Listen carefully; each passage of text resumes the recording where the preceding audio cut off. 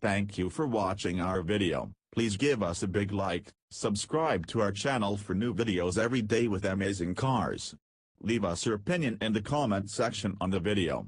Thank you. The first thing you will notice about Heinz Nunzig, outside of the twinkle of mischief in his eyes and that signature mustache, is his looming physical presence.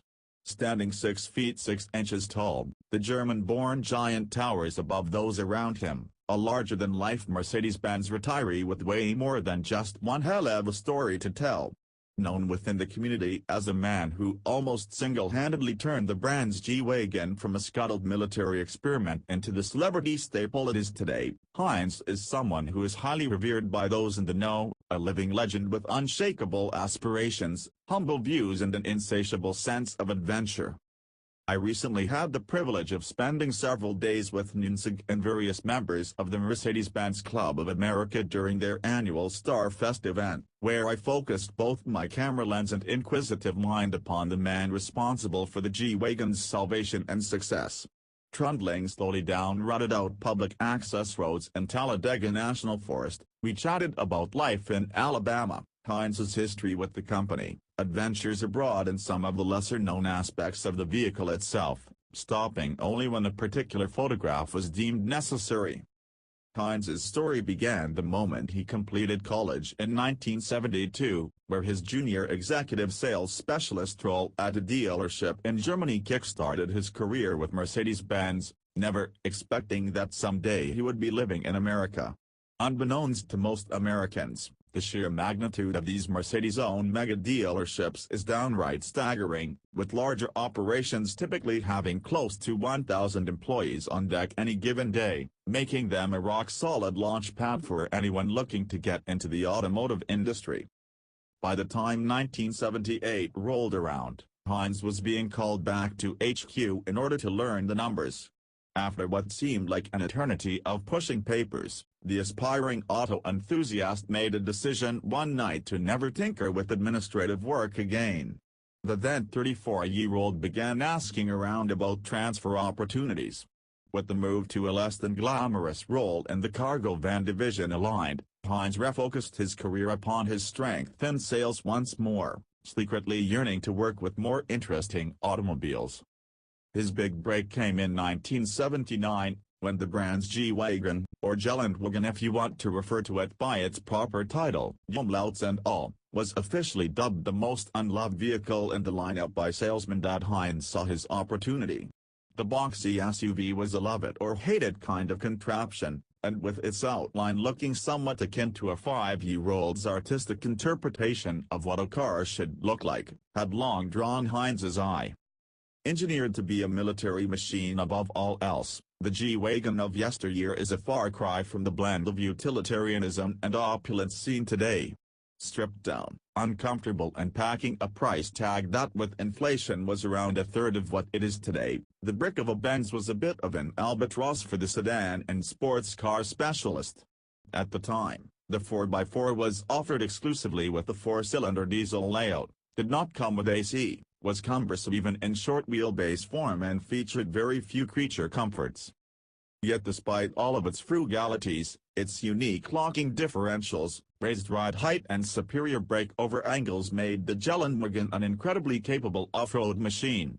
This explains why the Shah of Persia had placed 1,000 units on order in 1972 for annual delivery, thus making it the official light military vehicle for the region, a move that prompted Mercedes-Benz to ramp up production considerably.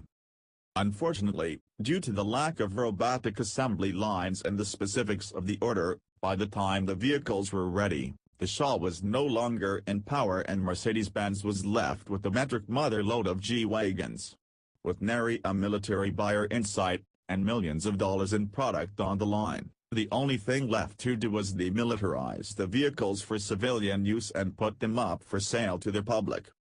Due to its brick-like styling points and its non-German assembly point in Austria, the G-Wagon either repulsed buyers and Mercedes-Benz salespeople alike, or drew them in like no other vehicle in the lineup.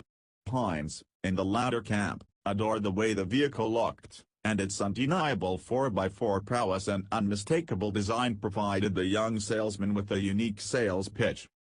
and so it was that, in 1979, one of the brand's slowest-selling vehicles was about to undergo a marketing overhaul the likes of which no one within the company could ever have predicted. Playing upon the fact that people either loved or hated the vehicle, Heinz based his focus around finding employees within Mercedes-Benz who also adored the G-Wagon, and from there proposed the assembly of a team of around a dozen specialists who would focus exclusively on selling it.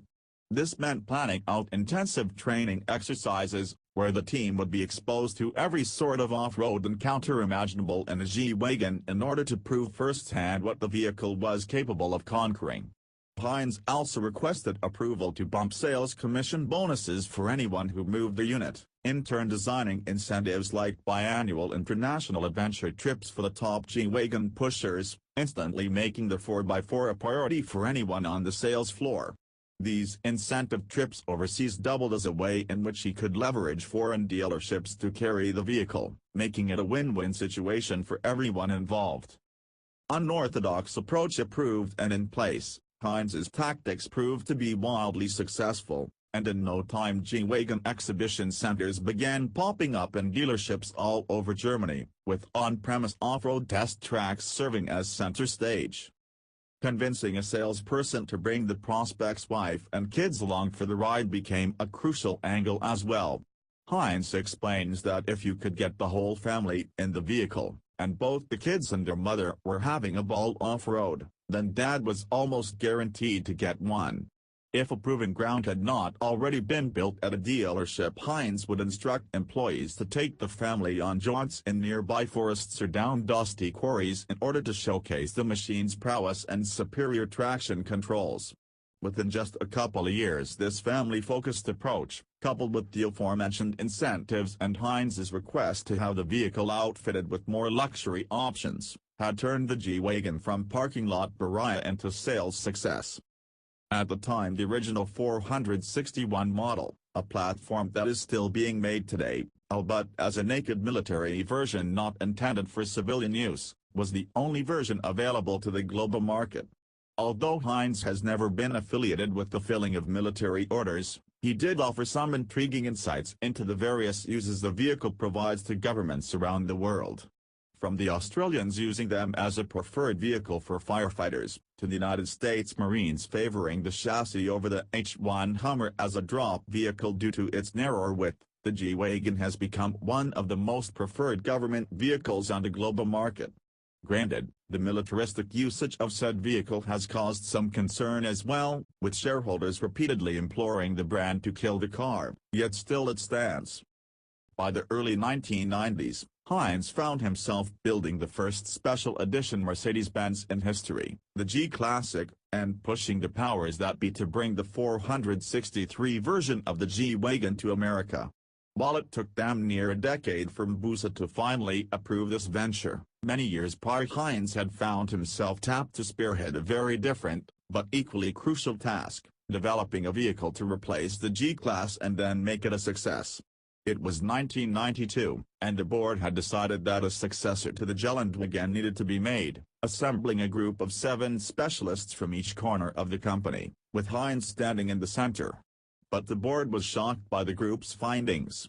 After countless meetings and brainstorming sessions, the Mercedes-Benz think tank returned with a proposal explaining that while a new SUV indeed needed to be made, keeping the G-Wagon around was also a wise move, and that in order to make the new vehicle a success it would need to be made right here in North America. The largest market for the booming SUV segment demanded a production facility, and by March of 1993 Heinz had been selected to move to America for the M-Class project after his successful role in helping facilitate the location of the brand's production plant. These were incredibly trying times for Heinz. Now a married man with 3 young sons, he found himself moving to a country where he could barely speak the native language, assigned to a project so monolithic that most men would shrink away from in fear. Spearheading a project that required building a brand new vehicle in a fledgling segment, but first finding the ideal location for said factory, and then bring on a team of local workers whom had never built cars before was just the tip of the piston. Throwing caution to the wind, the courageous SUV specialist and his associates began meeting with government officials and a team at Freightliner, a brand that had grown quite experienced with the American way of doing things over the years. By September of 1993, Tuscaloosa, Alabama had been chosen as the home for the new plant, and by the end of October the board had agreed to Heinz's wishes to keep the G-Wagon in the portfolio as well. After playing a pivotal role as one of the 5 people responsible for bringing Mercedes-Benz manufacturing to America, and overseeing the brand's growth in America, Heinz was brought back to Stuttgart in 2000 to head marketing and sales of the G-Wagon in America, Africa, and Australia. In its first year on the market in the US, the brand sold 3,000 units, with the first, and for a while, only, place to purchase one being a tiny dealership in Santa Fe of all places. With sales numbers shattering all projections, the square SUV quickly steamrolled into what it is today, with 50% of all G-Wagon sales in America these days being AMG in nature. Bumping down rutted Alabama back roads, with members of the Mercedes-Benz Club of America following our line, our conversation switches back to the lesser-known aspects of the vehicle that Heinz finds most fascinating.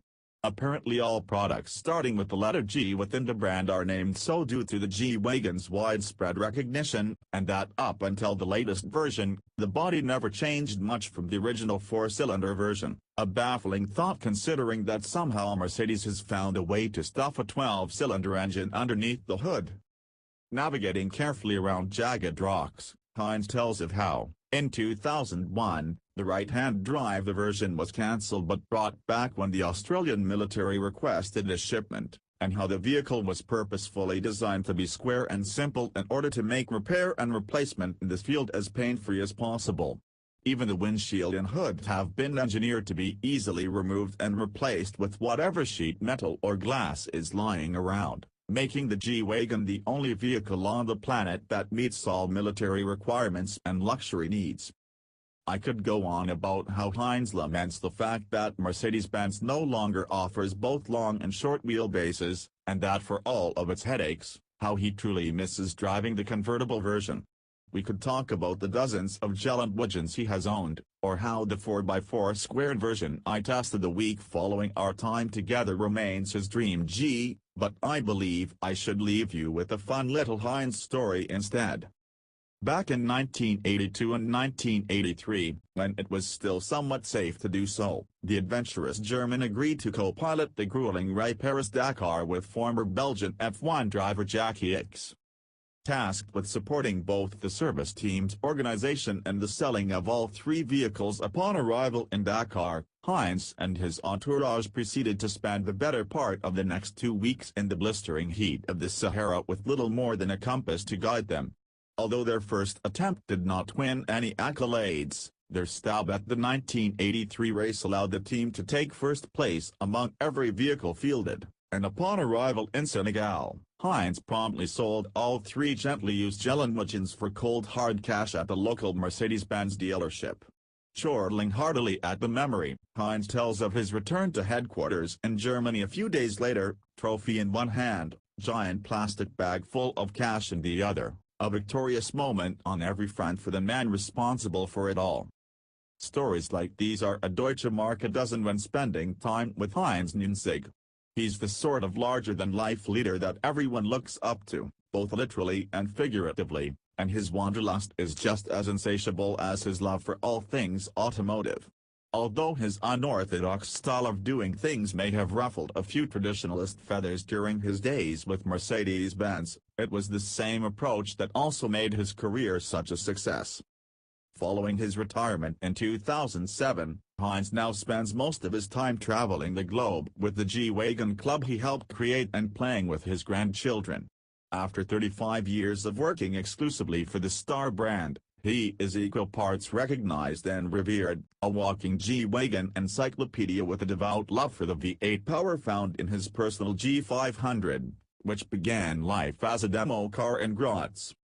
From saving the G-Wagon and turning it into a sales success, to being one of the pivotal people responsible for bringing Mercedes-Benz manufacturing to America, this man has done incredible things for both the brand itself and the thousands of people who rely upon the company for employment, transportation and pure driving pleasure. He's the sort of guy who struggles to separate his passion from his profession, and his enthusiasm is equal parts contagious and inspiring. Leave it to Heinz's wife, Evelyn, to sum this obsession up adequately. With the right smile she looks lovingly over at her husband of 42 years and whispers to me in a hushed tone, "In all of our years together I never once have worried about him having another lover. He only has eyes for me and the G-Wagon, and some things will never change." Thank you for watching our video. Please give us a big like, subscribe to our channel for new videos every day with amazing cars. Leave us your opinion in the comment section on the video. Thank you.